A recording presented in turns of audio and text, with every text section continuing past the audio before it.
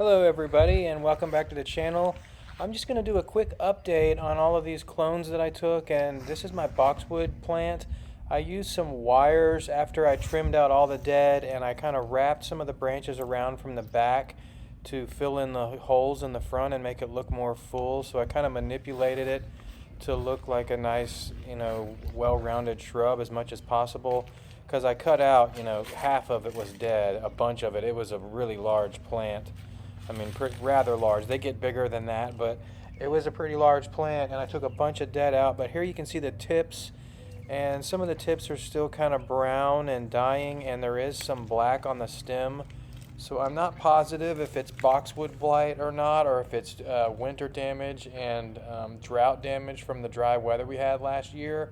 I'm going to make sure that I water this year. But you can see some of these stems, the tips of them are black, and that could be indicative of boxwood blight or another fungus. I'm not real sure. I'm just going to let it grow and see how it does. Now, with that being said, you can take a plant sample of this and contact your local county extension office.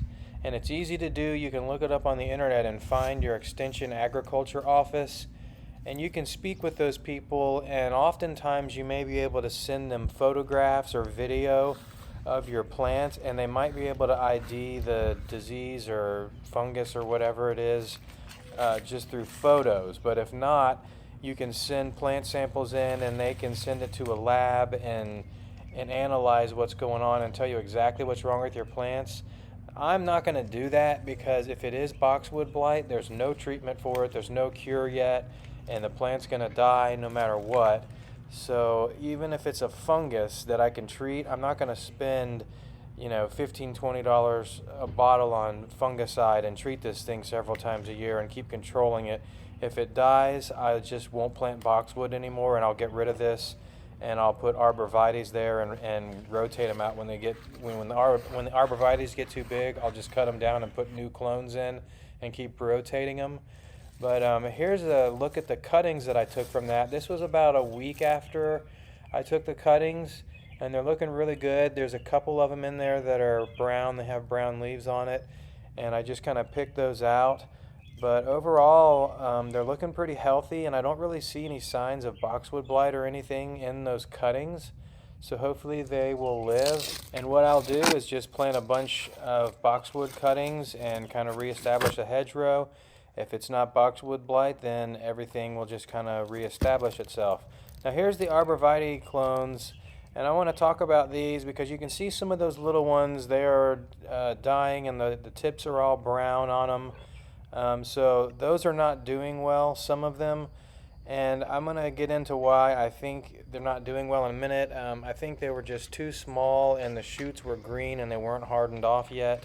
As I mentioned in my original video, you need to move down the stem and get the ones that are hardened off and brown and a little bit more woody than those real fresh green bendable shoots. And I think those were just too small of little tiny saplings / cuttings, so they're not making it. But I just picked all of those little ones out and got rid of them. So now we're back looking at the boxwoods, and this is like 2 weeks afterwards, and you can see there's several of them that have died, and I just picked those out of there, and you can see the stems I show. They're not rooting yet. There's not really even any visible callus that I can see on those. But if they were turning brown like that, and the tips of them were brown, and they had mold on them or anything, I just went ahead and picked them out, because we're now 2 weeks out, and if they're just molding and dying and turning brown, I just don't want to deal with them. I don't want them in my system. So I picked, 3 or 4 or 5 out and left the rest of them that are looking good.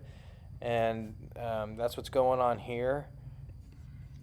And in a minute we'll get on to the Arborvitaes, and I'll show you what I mean by the woody cuttings, and we'll take another one and I'll show you how I kind of repopulated 4 or 5 of them.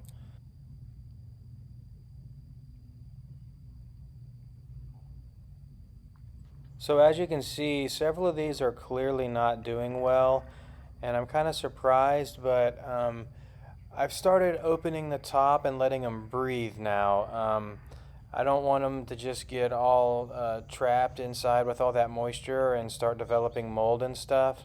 So every other day or every few days at least, I'm going to take the top off and let them breathe and let everything kind of dry out a little bit, and then replace the moisture cover on top and retrap the moisture. And that will help them to harden off in the long run. It'll prevent mold. I just think that is the way to go. So that's what I'm doing. I'm letting them breathe every day or two and kind of dry out as a mold prevention, and I've just been kind of doing that, and everything's going really well. After I had that original batch that kind of turned brown, everything has started doing well, but you can see those Arborvitaes, that one looks terrible, and I'm just showing you straight up. I have done a lot of cloning in the past, but I haven't cloned Arborvitae or Boxwood. So this is a learning experience for me, but I know enough about it to figure it out. And you're welcome to join me on this little journey here, and I'll give you updates, and we can all learn from it throughout the year. But those Arborvitaes were basically leaves. You know, they're like synonymous to leaves on a tree, I think. If you take cuttings off of the side of the stem, you need to really get the woody stem and leave the kind of leafy shoots alone, is what I'm thinking. And we'll get into that in a minute, but I just pick out several of those. You can see how green that is. That's basically a leaf, and you need a stem to get the right kind of cells to produce roots. I kind of lived and learned there, and hopefully you can learn from my experience too, because the opposite of what I'm doing is taking a cutting that's too big.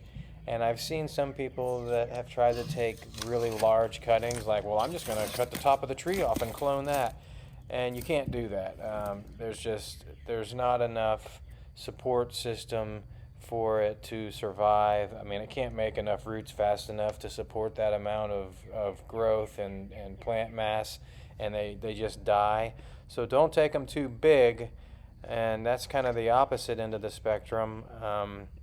You kind of just have to find a nice, happy little medium of a size that they can root and take flight and get going without overbearing, becoming too much of a burden on the root system and dying. If you're going to take big cuttings or you want to do that, I would suggest air layering, and I can maybe do an example of an air layer. I've been thinking about air layering some of them. But here's some interesting things I found. I just dumped my wheelbarrow with a bunch of old soil and all those cuttings and stuff back in the woods, and several of them were just laying half buried in there and stuff.